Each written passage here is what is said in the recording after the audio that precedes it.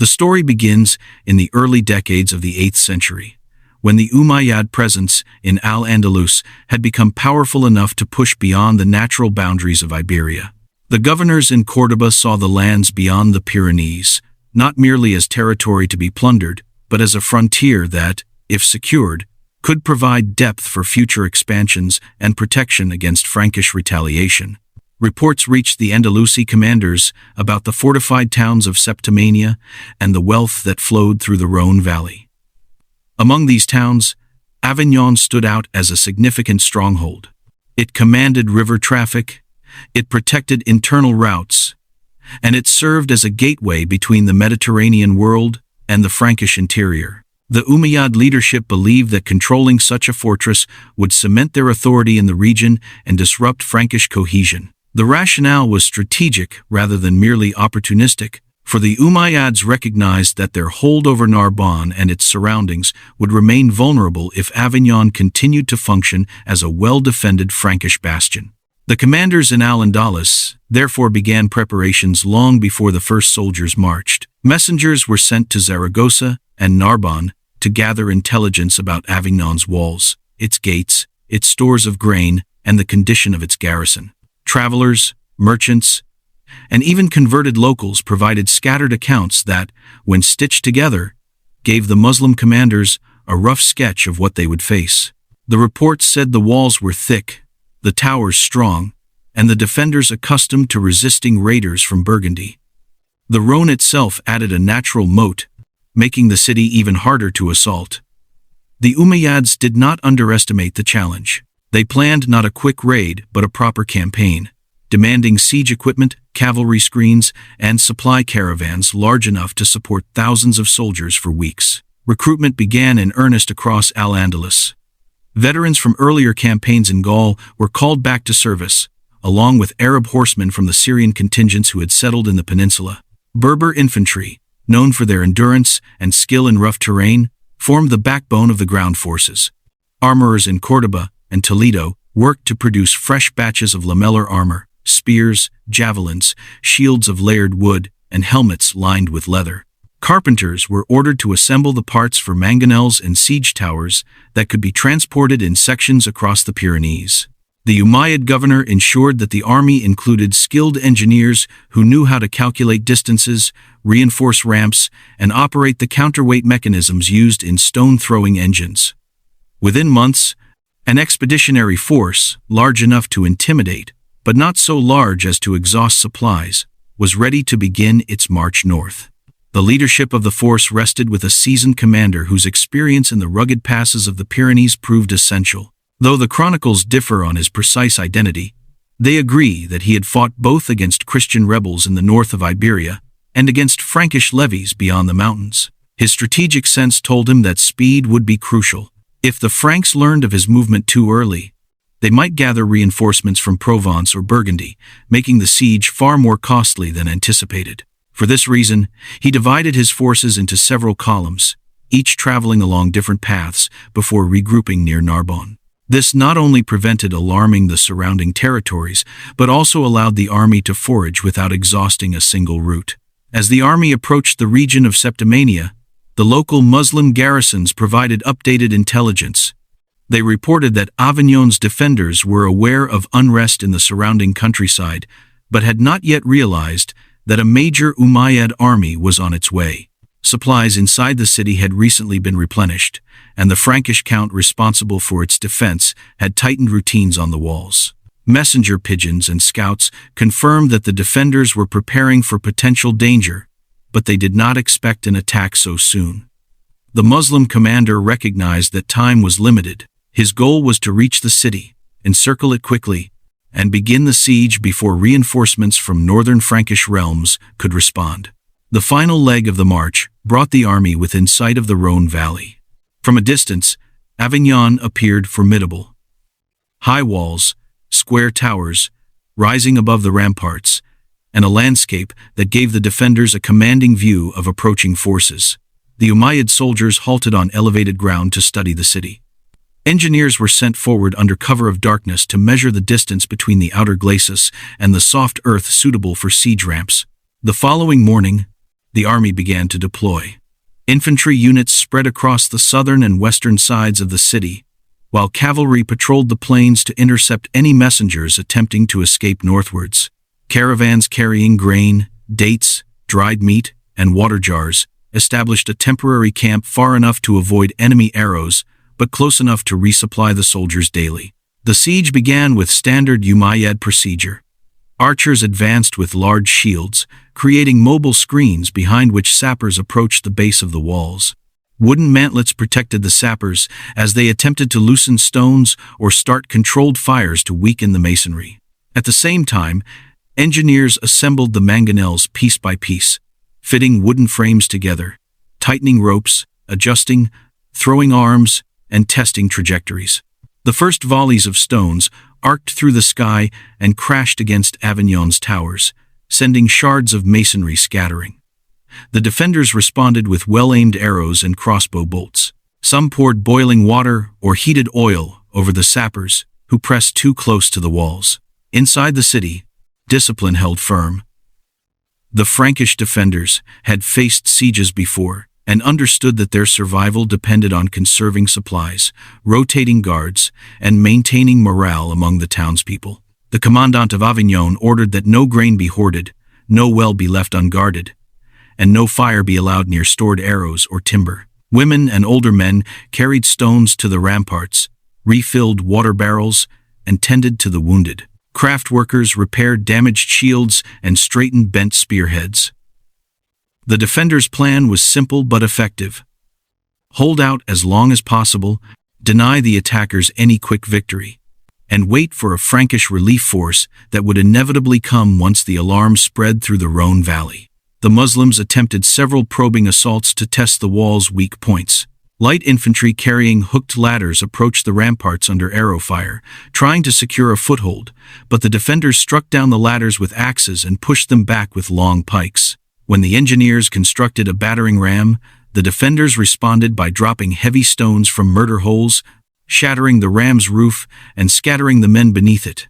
Every attempt to undermine the walls was countered by countersappers who dug from within the city to collapse the tunnels. The resistance was clever, experienced, and well-coordinated. Days turned into weeks. The Umayyad commander realized that his supplies were diminishing faster than expected. The Rhone's proximity, once considered an obstacle only for the defenders, became a conduit for news. Fishermen loyal to the Franks slipped out at night, carrying word to nearby towns. By the time Muslim scouts captured one of these messengers, it was clear that a Frankish relief force was assembling somewhere to the north. The Muslim commander convened his officers to discuss the situation. They had inflicted some damage, but not enough to breach the walls. The siege engines were performing well, but breakdowns and dwindling ammunition were becoming issues. The men were tired, and while morale remained intact, the uncertainty of looming Frankish reinforcements placed pressure on every decision. Inside Avignon, hope grew cautiously. The defenders managed to repair the worst of the damage each night. Their archers had become adept at targeting the mangonel crews, slowing the bombardment. When fires threatened the towers, bucket brigades responded instantly. The commandant encouraged the townspeople, reminding them that every day they held out increased the chance of rescue. Runners brought updates. The Franks were indeed mobilizing, though no one knew how soon they would arrive. Yet the mere possibility strengthened the defenders' resolve. Outside the walls, the Umayyad camp faced new challenges. Foraging parties reported dwindling supplies in the surrounding countryside. The local population, warned by early skirmishes, had hidden their grain and livestock. The commander calculated how many more days his forces could remain before risking starvation or vulnerability to a sudden Frankish cavalry attack. The choice became increasingly clear. Continue a siege that now seemed unlikely to succeed before enemy reinforcements arrived, or withdraw in good order to preserve the army for future campaigns. Still, he attempted one final major assault. Under cover of darkness, sappers approached with torches, hoping to ignite dry timber piled at the base of the wall. Archers tried to suppress the defenders, but Avignon's garrison reacted swiftly. Stones crashed down, arrows rained outward, and the torches were extinguished before the flames could spread. At dawn, the extent of the failure became visible. Many men lay wounded. The siege towers had been damaged by the defenders' night attacks. The psychological advantage had shifted unmistakably toward the people inside the city. It was at this moment, sensing that the balance had turned irreversibly, that the Umayyad commander ordered a gradual withdrawal. He instructed his units to dismantle what they could of the siege engines, burn anything too heavy to carry, tend to the wounded, and prepare to move south. The retreat was organized rather than chaotic. The goal was to deny the defenders any opportunity to launch a sudden counterattack or capture valuable equipment. When the Muslim army finally pulled back from Avignon, the defenders stood atop the ramparts, exhausted but triumphant. They had endured weeks of bombardment and attack, relying not on overwhelming strength but on discipline, clever engineering, and determination. Their victory was not merely military, it was symbolic. The survival of Avignon became a rallying point for Frankish resistance, strengthening the resolve of neighboring towns and marking a clear boundary against Umayyad expansion in the region. The withdrawal itself became a test of discipline. For an army that has failed to take a fortress often faces the danger of pursuit, ambush, or panic spreading among the ranks. The Umayyad commander understood this well. He ordered the cavalry to ride in wide arcs along both flanks, watching for signs of Frankish scouts or hidden detachments waiting to strike. The infantry marched in steady formations, shields slung across their backs, weapons kept close, ready to form defensive lines if needed. The engineers moved in the center with whatever remained of the siege equipment, while the wounded were carefully transported on stretchers and carts. Even in retreat, the army presented an image of cohesion, for the commander knew that a dignified withdrawal was essential to preserving the soldiers' morale and maintaining the respect of allies in Septimania. As the army moved southward, the landscape that had once seemed rich with possibility now appeared barren and silent. Villagers watched from distant hills, unwilling to approach but curious enough to witness the passing of the once fearsome host. The soldiers themselves felt a mixture of relief and disappointment. Relief because the siege had taken its toll. Disappointment because the promise of victory, wealth, and prestige had crumbled against the stubborn resistance of Avignon's defenders. Among some of the younger men, frustration simmered, for they had imagined the campaign as a stepping stone to glory in the northern lands, only to find themselves turned back before achieving anything lasting. But the veterans, more accustomed to the unpredictable tides of war, spoke calmly about the experience, reminding the younger soldiers that not every fortress could be taken and not every campaign could end in triumph. Along the way, the commander allowed the men brief halts near streams so they could refill their water skins and tend to their wounds. He walked among them during these pauses, speaking directly to officers and ordinary soldiers alike. His presence reassured the troops, for nothing steadies an army more than the sight of a confident leader who shows neither fear nor anger. He emphasized that the withdrawal was a tactical necessity, not a defeat of character, and that the wisdom of returning alive outweighed the pride of dying at the walls of a single fortress. These words carried weight, for the soldiers respected him and knew that his decisions were informed by years of hard campaigns. Meanwhile, inside Avignon, the defenders emerged cautiously from behind the battlements. The walls bore the scars of the siege, cracked stones, charred timber, splintered parapets, but they still stood, defiant and solid. The commandant ordered patrols to survey the surrounding land, making sure the Umayyads had truly withdrawn and that no smaller detachments lingered nearby. When it became clear that the danger had passed, the townspeople began to celebrate. Though quietly at first, supplies were counted, wells inspected, and damaged buildings reinforced. The defenders carried their dead to burial grounds outside the walls, while the wounded were tended with whatever medicine the city could provide.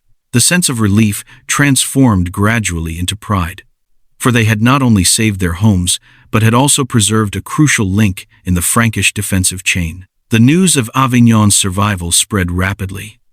Riders carried word to neighboring towns, then farther north to noble courts and military leaders. Frankish commanders took the successful defense as proof that the Umayyad advance could be resisted. Clergy used the story to encourage unity among rival lords, arguing that cooperation had saved Avignon and would be necessary to save the rest of the realm. Songs and oral accounts began to circulate, describing how the city had held firm despite the power of the Muslim engines and the determination of their sappers. Though many details grew exaggerated in the telling, the core truth remained. Avignon had withstood one of the most formidable armies of the era, and its defenders had not broken. For the Umayyad commander, the retreat did not mark the end of responsibility. He had to lead the army back through the same mountain passes they had used on their approach, ensuring safe transit through terrain that could easily become deadly if weather or enemy forces intervened.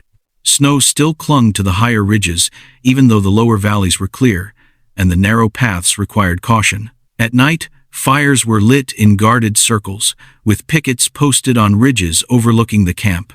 The soldiers slept lightly, for tales circulated of Frankish warbands that sometimes pursued retreating forces in hopes of ambushing stragglers.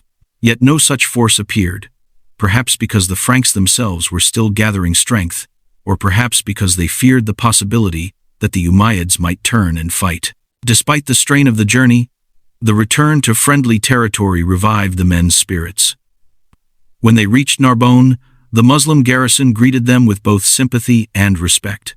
The commander held meetings with local governors and relayed every detail of the siege, what tactics had succeeded, what had failed, how the defenders had responded, and what future campaigns might require.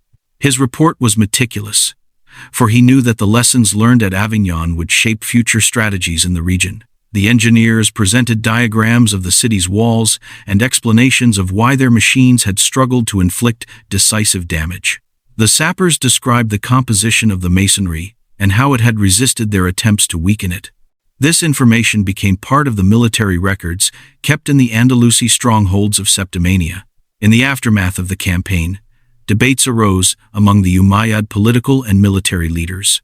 Some argued that the siege had been a worthwhile attempt, proving that their reach extended deep into Frankish territory even if the final objective had not been achieved. Others contended that the resources spent on Avignon could have been used elsewhere, perhaps reinforcing the defenses of the Ebro Valley or suppressing revolts in the northern regions of Iberia. A few called for another attempt on Avignon, but the majority recognized that the element of surprise had been lost and that a second siege would likely face even stiffer resistance. Moreover, the Frankish principalities were becoming more coordinated, and any large-scale invasion risked provoking a massive counteroffensive. Yet, even though Avignon had remained out of Umayyad hands, the campaign's significance endured in unexpected ways. The soldiers who had participated in it carried the memory of the siege with them, telling younger recruits about the resilience of the defenders and the strength of the northern fortresses. These stories shaped the perception of Gaul among future Andalusi generations. They learned that expansion into Frankish territory required not only courage, but also superior engineering, abundant supplies, and a deep understanding of the land and its politics. Some chroniclers later wrote that the failure at Avignon marked a turning point, after which the Umayyads focused more on securing their existing holdings rather than chasing new conquests beyond the mountains. Back in Avignon, the experience of the siege left a lasting imprint on the community. Rebuilding efforts created new bonds among the inhabitants, as nobles and common folk worked side by side. The commandant instituted stricter guard rotations and ordered improvements to the fortifications. New arrow slits were carved, weakened stones replaced, and fresh timber laid where fire had blackened the old. The city's leaders also encouraged trade to resume, knowing that prosperity would help Avignon recover from the strain of the siege. Farmers returned to their fields, merchants reopened their shops, and craftsmen restored damaged equipment. The scars of the siege became reminders of resilience rather than vulnerabilities to be hidden. The psychological impact of the victory was equally significant. For generations afterward, the people of Avignon told their children how their ancestors had stood against a great army and prevailed. The story became part of the city's identity, shaping how future defenders viewed their duty. It also influenced the surrounding regions, for neighboring towns regarded Avignon as an example of what determination and organization could achieve. This shared sense of pride contributed to a gradual strengthening of regional alliances, which in turn made it more difficult for any foreign power to advance unchecked through the Rhone Valley. To the Umayyads, the campaign served as both a reminder of their reach and a lesson in its limits.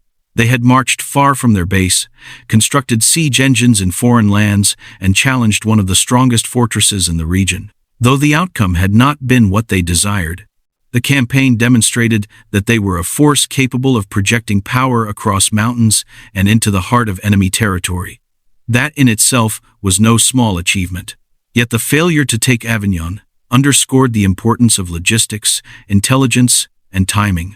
The commander knew that if reinforcements had arrived sooner, if supplies had been more abundant, or if the walls had been less formidable, the outcome might have been very different. But history is shaped not by possibilities but by what actually happens, and in this case, the city had stood firm.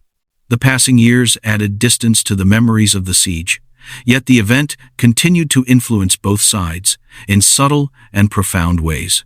Among the Umayyad ranks, commanders who had once relied on swift cavalry raids began studying the discipline of prolonged siegecraft with greater seriousness. Engineers were given expanded resources, and workshops in Zaragoza and Toledo were tasked with constructing sturdier siege engines capable of surviving rough travel. The failures at Avignon demonstrated that speed alone could not overcome a fortified position defended by determined opponents. Thus, a new generation of craftsmen began experimenting with reinforced wooden beams, improved bindings of rawhide, and tension mechanisms capable of hurling stones farther than before. These innovations, although years in the making, were born directly from the lessons of that one failed assault. Simultaneously, political leaders within Al-Andalus reflected on the broader consequences of the campaign. Some argued that the northern advance had been overly ambitious, stretching supply lines across territories not yet fully secured. Others believed the setback had been a necessary test, one that revealed weaknesses in the current system and highlighted the need for stronger alliances with local chieftains. Quiet diplomatic efforts were launched in the Pyrenean foothills, where small mountain tribes held sway over passes essential for future campaigns. The Umayyads offered protection, trade incentives, and autonomy to those willing to serve as buffers or intelligence sources. These subtle diplomatic moves reshaped the balance of power in the region, even if no immediate campaigns followed. In the Frankish world, Avignon became a symbol of vigilance. Frankish chroniclers wrote that its defense had shown the value of unity in the face of foreign threats, and this narrative encouraged lords who had previously quarreled over borders and taxes to see themselves as part of a larger realm. The city's leaders used this newfound prominence to request additional funds for fortification improvements.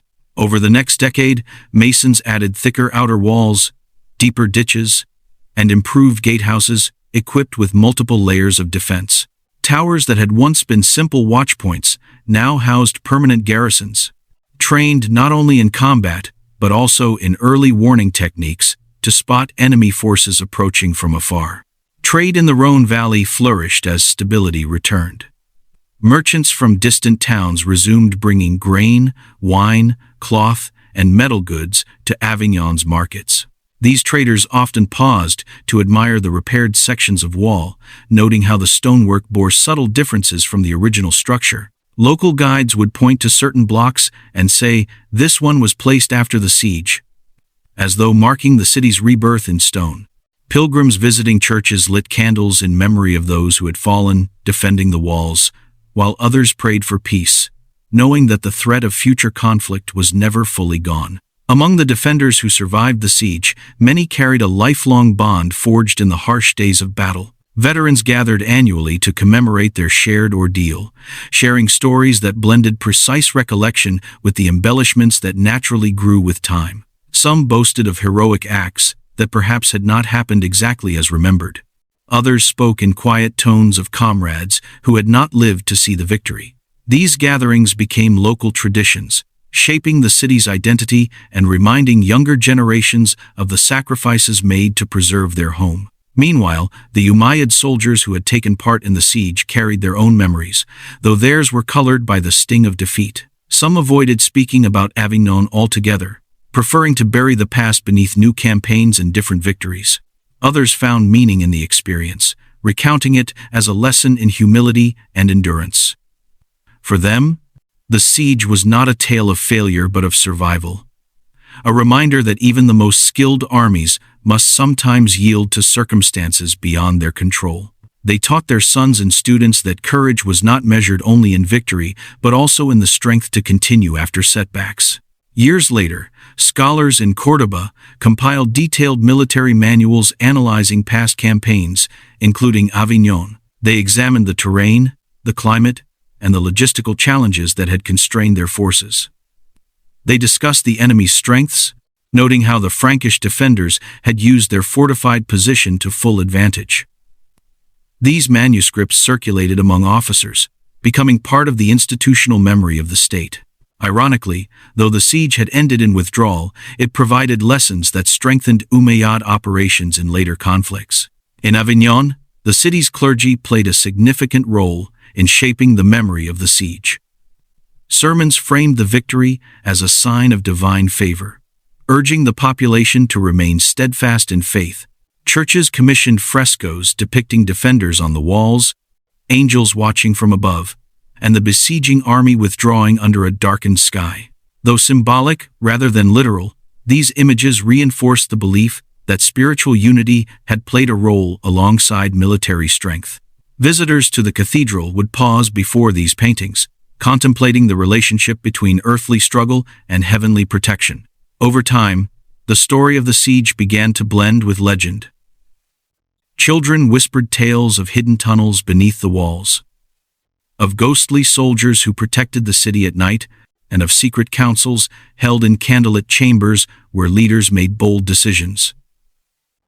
Though historically inaccurate, these stories became part of local folklore, passed from one generation to the next. The blending of fact and myth ensured that the memory of the siege would endure not only in chronicles but in the imaginations of ordinary people. The Umayyad commander, in his later years, chose to retire to a quiet estate near the Guadalquivir River. There he spent his days teaching younger officers the principles of strategy, using Avignon as a central example.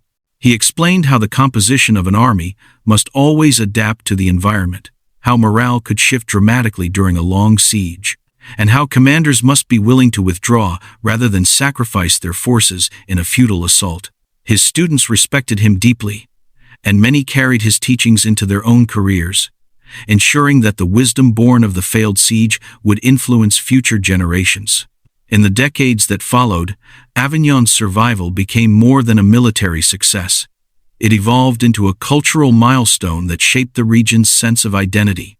The walls that had once echoed with the clash of steel now stood as quiet guardians, witness to generations who had never known siege or famine within their lifetimes. Their stones, weathered yet resilient, reminded all who passed beneath them that the city had already endured its greatest test. Travelers from distant lands visited Avignon not only for trade or pilgrimage, but also to hear accounts of the celebrated defense.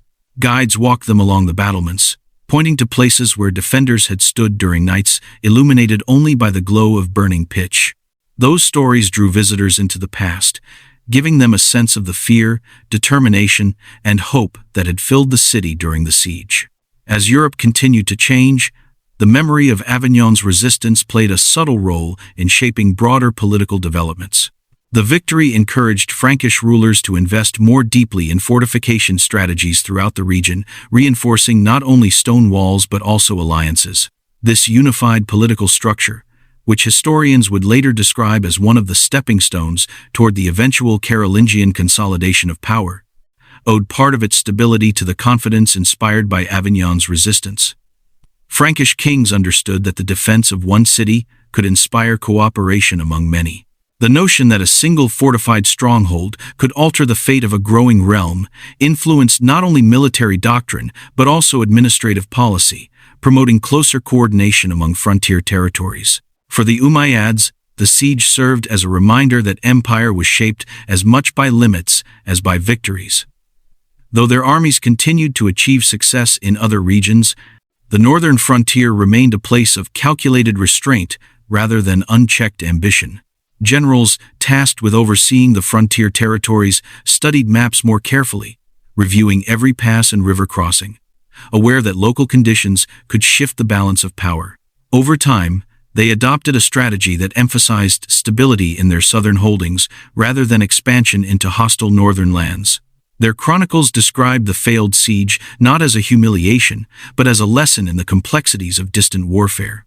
These reflections helped the Umayyads maintain a strong and prosperous domain, focusing on internal development, architecture, scholarship, and trade, rather than perilous campaigns across unknown terrain. Within Avignon itself, the children and grandchildren of the defenders inherited a city shaped by history, but not defined by fear. They played in the courtyards where soldiers had once prepared weapons, their laughter replacing the echoes of war. Local festivals commemorating the siege gradually shifted from somber remembrance to celebrations of unity and resilience. Each year, people gathered to honor the bravery of their ancestors, lighting candles and retelling stories that blended history with affectionate embellishment. The festivities brought the community together, reminding them that the strength of the city rested not only in its stone walls, but also in the spirit of its people. A few aging veterans lived long enough to witness these festivals, sitting in honored seats as children approached them with curiosity. The old soldiers told their tales with a mix of gravity and humor, speaking of the cold nights on the walls, the unexpected kindness of comrades, and the fear that had gripped them during the fiercest moments of battle. They spoke not to glorify war, but to teach the next generation the value of courage and cooperation. As they passed away, their stories were recorded in local chronicles, ensuring that no detail of their experience would be lost to time. Far away, in the cities of Al-Andalus, scholars reflected on the same event from a different perspective. They wrote of the bravery of their own soldiers, emphasizing the discipline required to conduct a long campaign so far from home. They praised the commander who had chosen withdrawal over destruction, interpreting it as a sign of wisdom rather than failure. These balanced accounts found their way into military archives, where they served as models of honest analysis and strategic improvement. The Siege of Avignon, though unsuccessful, became a testament to the intellectual maturity of a culture that valued learning from hardship. As generations turned to centuries, the siege slipped from living memory into legend. The exact details softened with time, and chroniclers reshaped the story to fit the needs of their own eras. Some medieval writers exaggerated the size of the armies, describing thousands upon thousands of warriors clashing beneath storm-darkened skies. Others transformed the defenders into nearly mythical heroes, attributing to them superhuman endurance. Though these embellishments drifted from the truth, they reflected the impact the siege had left on the imagination of Europe. Avignon became a symbol not only of survival, but of the enduring human tendency to preserve meaning through storytelling. Yet beneath these layers of folklore, the true legacy of the siege remained grounded in the quiet resilience of ordinary people. It was the stonemasons who rebuilt the damaged walls, the farmers who returned to their fields, the traders who reopened their shops, and the families who resumed their daily lives who ultimately defined the city's recovery. Their collective perseverance transformed a moment of crisis into a long-lasting foundation for future generations. And so, the story of the siege came to rest in a place where history and memory converge. It lived on through chronicles penned by scribes, through songs sung by traveling minstrels, through whispered tales shared by firesides, and through the silent strength of the walls that had once withstood the greatest test of their existence. Avignon stood not as a monument to victory or defeat, but as a testament to endurance, a city shaped by conflict, yet defined by resilience. In this way, the legacy of the siege transcended its immediate outcome, offering generations to come a reminder that courage and unity can withstand even the fiercest storms of history.